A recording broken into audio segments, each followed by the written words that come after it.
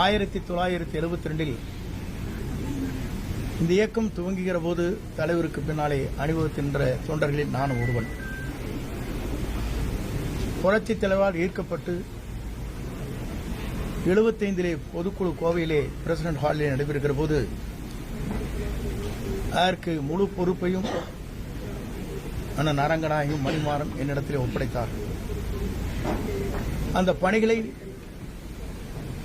தலைவர் பாராட்டுகின்ற அளவிற்கு அந்த பணிகளை நாங்கள் முடித்து அவர் இருக்கின்ற சத்யா ஸ்டுடியோவிலே சந்திக்கின்ற போது அவர் என்னை கட்டிப்பிடித்து தழுவி, ஒரு இளைஞராக இருக்கிற நீங்கள் இந்த பணிகளை ஆற்றியிருக்கிறீர்கள், நான் பாராட்டுகிறேன் என்று பாராட்டினார்.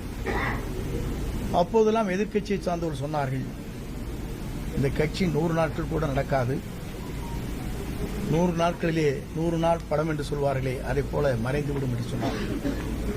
ஆனால் பேரறிஞர் அண்ணா அவர்களால் பாராட்டப்பட்டவர் புரட்சித் தலைவர். அண்ணா அவர் சொல்லுகிற போது, இந்த இயக்கம் இன்றைக்கு வெற்றி பெற்றிருக்கிறது, என்னை நீங்கள் காண வந்திருக்கையில் நான் முதலமைச்சர் என்ற முறையில் என்று சொல்லி என்னை வெற்றி வைத்தவர் குண்டடி விட்டு கிடக்கிறார், அவரை பார்த்துவிட்டு வாருங்கள் என்று அண்ணாவால் அடையாளம் காட்டப்பட்டுள்ள பாராட்டுதலை பெற்றவர் புரட்சித் தலைவர். அவர் தன்னுடைய காலத்திலிருந்து அவருடைய பணிகள் என்பது 3 முறை தமிழ்நாட்டில் முதலமைச்சராக அருகிலே அமர்ந்தார். 10,000 மைலுக்கு அப்பாலே சிகிச்சை பெறுகிற போது தமிழ்நாட்டிலே கால் வைக்கிற போது அவர்தான் தமிழ்நாட்டின் நிரந்தர முதலமைச்சர் என்ற வரலாற்றை படைத்தார்.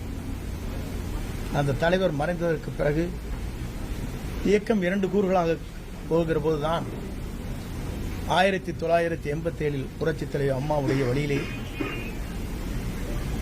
நான் பயணத்தை மேற்கொண்டேன். புரட்சித் தலைவர் அம்மா அவர்களும் அவருடைய சுற்றுப்பயணமாக இருந்தாலும் சரி, பல்வேறு ஆலோசனைகள் கேட்கின்ற போது பல்வேறு நண்பர்களோடு நானும் இணைந்து அந்த பணிகளை நான் மேற்கொண்டிருக்கிறேன். புரட்சித் தலைவரால் பாராட்டுதலை பெற்றிருக்கிறேன். எம்மையுமே தன்னுடைய தலையிலே விழுகிறது என்றாலும் கூட சறுக்காமல் வழுக்காமல் இந்த இயக்கத்திற்காகவும் எனக்காகவும் தன்னை அர்ப்பணித்தவர் என்று ஒரு பெரிய கேசட்டை உங்களுக்கு தெரியும். என்னுடைய திருமணத்திலே மட்டுமல்ல, திருச்சியில் நடைபெற்ற நிகழ்ச்சியில் கூட அந்த அளவுக்கு பாராட்டினார். ஆனால் இன்றைக்கு இருக்கிற நிலைகள் வேறு. இன்றைக்கு நான் அதை சொல்வதற்கு காரணம், புரட்சித் தலைவர் அம்மா மறைவுக்கு பிறகு ஆட்சி நடத்தினோம். நடத்தியதற்கு பிறகு காலச்சூழல்களில்